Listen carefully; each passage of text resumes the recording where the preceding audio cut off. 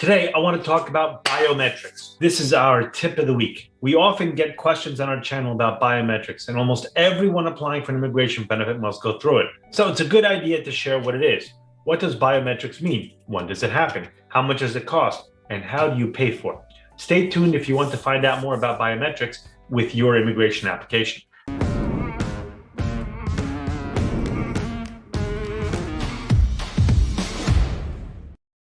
My name is Andres Mejer. I'm an immigrant and immigration attorney based in New Jersey.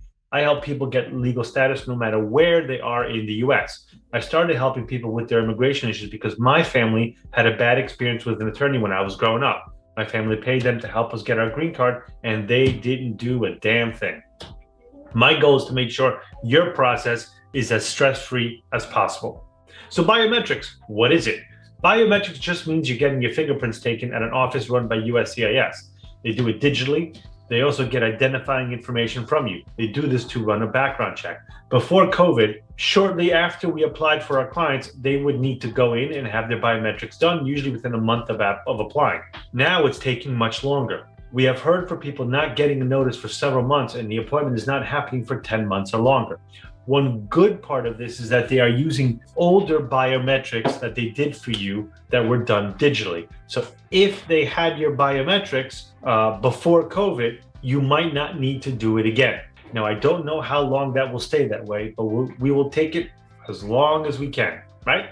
I mean, it's kind of silly. If they already have your fingerprints, why go and give them your fingerprints again? They could just as easily submit it with the existing information rather than asking you to come in and storing it a second time. It's silly. We hope as things reopen, the delay shortens and you can get your biometrics done sooner. But keep in mind that your biometrics being done doesn't indicate how fast your case will be processed, unfortunately. Who must get biometrics? Almost every person who is 14 years or older and under 79 years old and applies for an immigration benefit must get their biometrics taken. For almost every person who must get biometrics, you must pay the $85 fee for them. You do not pay this separately from your other fees. What I mean by that is when your fees are paid, this amount, the $85, is included with the other fees you will be paying. If you are paying for this yourself, so an attorney is not sending payment in for you, include the biometrics fee on the same check with your other fees. People often ask us what they should do if they can't get to their biometrics appointment or if they missed it. We used to advise to go to the USCIS office if you missed it and it was closed, like within the same week, to the date it was scheduled. Do not do this any longer. They will not let you in and they will not talk to you. On your notice, there should be a number you contact with an address that you write to if you cannot make it to your scheduled appointment, as well as the instructions on how to notify USCIS. Follow the instructions. Keep in mind that this may delay the processing of your case. If you miss your appointment, USCIS could deem your application as abandoned and deny it. You will lose any fees that you submitted, so I highly recommend you don't let this happen. USCIS does not have to change the date, but they usually will. Okay, that's it for this week's tip of the week.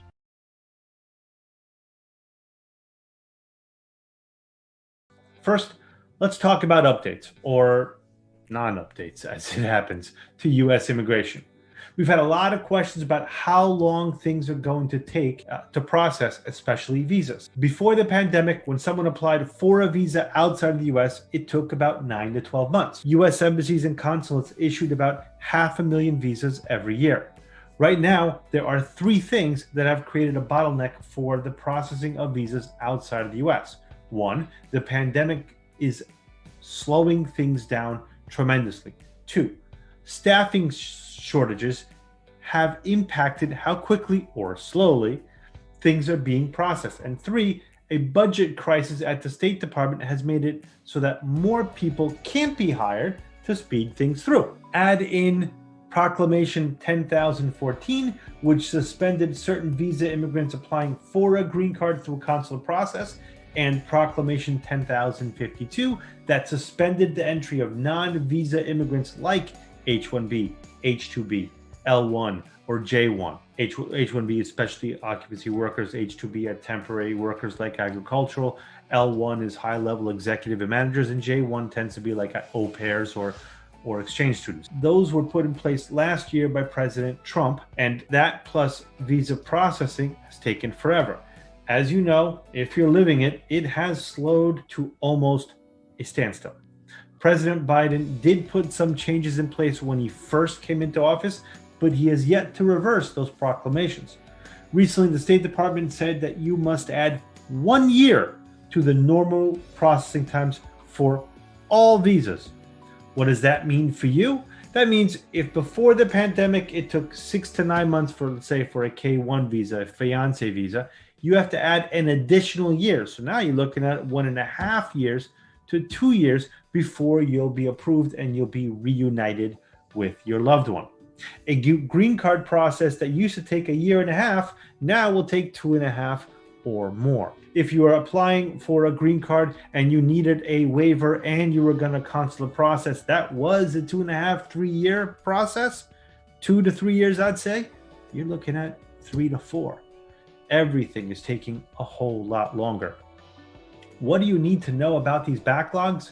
Even if the administration ends both proclamations today, we know that the backlog that started with the previous presidential administration isn't going to go away overnight, and it may extend for years to come. If you've watched my videos, I often talk about getting you or your loved ones to the head of the line. This is one of the reasons. The sooner you get your application filed and it's accepted by the Department of State or USCIS, the faster you're going to be processed. It's just that simple. People think, well, if they wait for things to start moving, that will help them. If you do that, you're putting yourself at the end of a very long line. The longer you delay getting your application filed, the further from the head of the line you'll be. Right now, the State Department said that there are more than 380,000 applicants waiting for interviews for their applications. So these are people that have been filed, that the first stage was approved, and they're just waiting for an interview at the consulate. 380,000 of them. Consulates and embassies are short-staffed and are struggling to schedule interviews. Many people have had their applications approved by the NVC, that's the National Visa Center, but the NVC isn't sending the application to the embassies to schedule the interview because they don't have the staff to accept the case. The backlog is too big to handle. That is due to the previous administrations doing everything they could to slow down visa processing. Also, most embassies conduct interviews behind glass windows.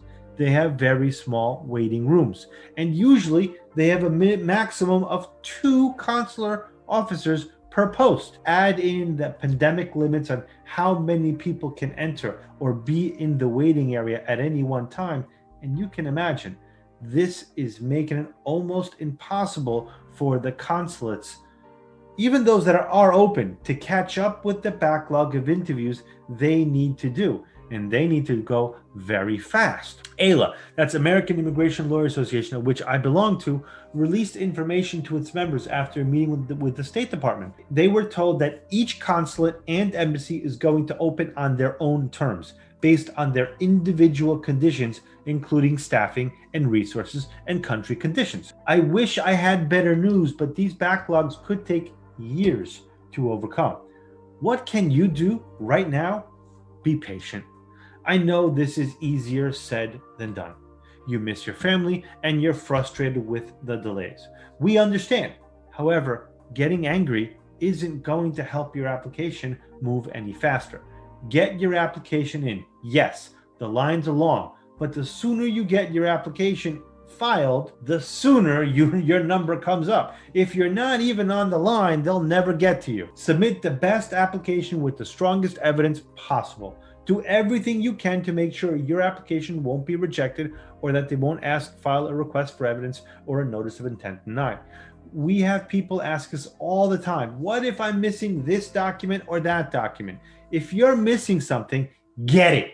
If you have something in your background that you think might keep you from getting approved, fix it. Sending in an incomplete application and hoping that immigration doesn't notice isn't gonna happen. It's only gonna delay the processing of your case. It could cost you money and it could cost you a whole lot of time. We have people asking us all the time, which embassies are taking appointments right now. Remember, I talked about President Biden signing an executive order ending the Muslim ban when he first got into office. What this allowed for was for those in predominantly Muslim countries to start getting visas again. There was another important section of this proclamation, Section 2. It specifically said that the Secretary of State should direct all embassies and consulates to resume processing visas in a manner consistent with their location. Remember, in December, there was an order to over 89 consulates and embassies to reopen by the end of 2021. We're only in February at the moment. And as far as specific embassies and consulates in February 2021, we know that the Frankfurt, Germany embassy, including expedited applications, is processing applications quickly. The United Kingdom embassy is also fast in allowing for expedited applications. In Mexico, Ciudad Juarez is very effective in processing applications and expedited requests quickly as well. The best embassy in Africa is Kenya. Sorry, Nigeria. Unfortunately, we also have a few that we know are not doing well. Moscow. It's terrible. If you have an application for an expedited application, and you can, we recommend you transfer it to Poland, who has a much better rate of approvals and faster. In the Philippines, Manila is not processing K1 fiancé visas or other visas right now. We know when they are processing, they're very slow to begin with. We have heard that they only conduct 50 interviews a month when they are conducting interviews, which at the moment they are not. Nigeria is difficult and difficult to appeal to. And I got to tell you, there are issues with divorces from Nigeria. It's coming up again and again that the Department of State is questioning whether a divorce was legitimate or not. If you were divorced in Nigeria, call us. We'll see how we can help you. In the Middle East, people are not having much success either. In Afghanistan, in Iran, and Bangladesh, people are experiencing, I'm not suggesting Bangladesh is part of the Middle East, but they are a different part of the world. I recognize that. But Bangladesh is experiencing very slow wait times and very little response when they try to get in touch with someone. Mumbai and Pakistan have processed some expedited cases, but they require lots of follow-up by email to get anything done. We have people ask us about specific embassies all the time. Unfortunately, unless we have a client going to one of that embassy, we can't know about all of them at any given time. If you have a case with a specific embassy, please check with them yourself. You need to keep trying to move your application forward. If you have an attorney, have your attorney follow up.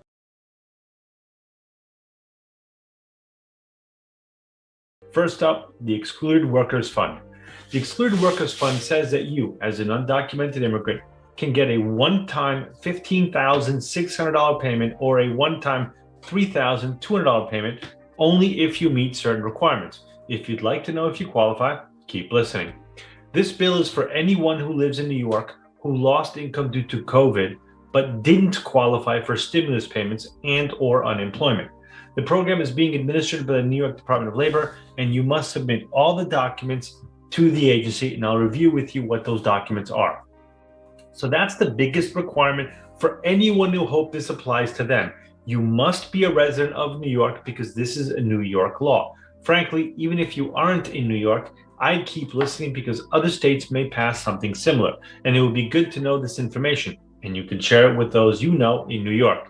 Since our main office is in New Jersey, and I'm licensed to practice law in New York as well as New Jersey, many of our clients and viewers come from New York. To be eligible for this, you must be a current New York resident and to have lived in New York before March 27, 2020. So that's last year. You had to have lost all or part of your income due to COVID-19, and you earned less than $26,208 total in the past 12 months. Let's talk about each of these separately. How do you prove residency? Remember, I said you must be a current resident and must have been a resident since March 27, 2020. Your name and address that proves your residency must be on the required documents. The acceptable documents include an unexpired New York driver's license or a New York State issued ID. If you don't have either of these, you need to submit a utility bill with your name a bank or credit card statement, a lease, mortgage, or property tax statement, or a letter from New York City Housing Authority. If you don't have the ID and you use one of the bills I mentioned, you must have two of them. If you're homeless, you need a letter from a homeless shelter or from a nonprofit that helps homeless individuals. The bills or letters used as proof have to be dated before March 27, 2020, since you had to have lived in New York before that date. And the other must be no earlier than the date the law goes into effect. Now we'll talk about the second criteria. What is considered lost income? You could have been laid off due to COVID, or your hours were reduced. You might have gotten COVID and couldn't work. Or for some families, they may have had the person who was a sole wage earner die from COVID. Or anyone who became disabled because of COVID. I read a very sad statistic the other day. Besides the fact that over 500,000 people have died from COVID in the US alone, there have been 3.1 million cases, and half of those have permanent damage to their heart or brain due to COVID. Sadly, we're going to be seeing the effects from COVID for generations to come. What about if you don't file taxes during those years? You still must prove that you lost income from COVID. If you didn't file taxes and can't prove you lost money due to COVID, you can still apply to get the lower amount of $3,200. What should you do if you didn't file taxes? Well, you could submit a letter from your employer or pay stubs or wage statements or a W-2 or 1099. The third criteria is you must have earned less than $26,208 in the last 12 months. Now let's chat about how much money you will get. There is a two-tier system for this. The more documentation you have to prove you're eligible, the more money you can get. You need to show you filed taxes in 2018, 2019, or 2020. And you need to prove that you're a New York resident during the time period required. The determination of how much money you get is based on a point system. That's why I said earlier, the more documents you have, the more money you can get. The point system works this way. Each document I'm going to share first is worth 4 points. You must prove your identity with a New York State driver's license. Undocumented immigrants are eligible for driver's license in New York. A state ID card or a US passport. They all must be valid, meaning not expired. If you have each of those to submit with your application, they are worth 4 points each. You can also provide a foreign passport worth 3 points or a photo ID issued by the New York Office of Mental Health worth 2 points. You could also provide other proof of who you are, but they are only worth 1 point apiece, like a marriage certificate, birth certificate, a birth certificate from a foreign country, a New York City Parks and Recreation card, yeah, really, a diploma or transcript from high school or college. You may be wondering why I say this is for undocumented immigrants. If you are undocumented, you might also be worried this is a way for ICE or DHS to find you and use this information against you. The bill says specifically that the application will not ask about your legal status. The budget bill says that the applications you submit cannot be used by ICE to prove your identity. It should not ask your citizenship or immigration status, or that you aren't eligible for Social Security number. Remember, if you don't have a Social Security number, you can get an ITIN number and file taxes with that. You do not have to prove you are legally present in the US to get this money. If you are eligible, when do I think you get this money? Sadly, it could be months. Like I said, you need to apply through the Department of Labor. The state is still developing rules about it, and as far as I know, hasn't even written the application. It was just passed by the legislature and signed by the governor a short time ago, so things are still being put in place to make this a reality. Keep in mind, both of these payments have an automatic deduction or tax that is taken out before you get the money. The larger payment has $780 taken out of it, and the smaller has $160 deducted. So keep that in mind if you are eligible. Thank you to everyone who watched and commented on our videos. That's all for tonight. I hope this was helpful because one of the reasons I became an attorney was to help people. If you need help with your immigration case, call us. We can't work with everyone who contacts us, but if we can help you, we won't take your money. Thanks for watching. Stay healthy and be well.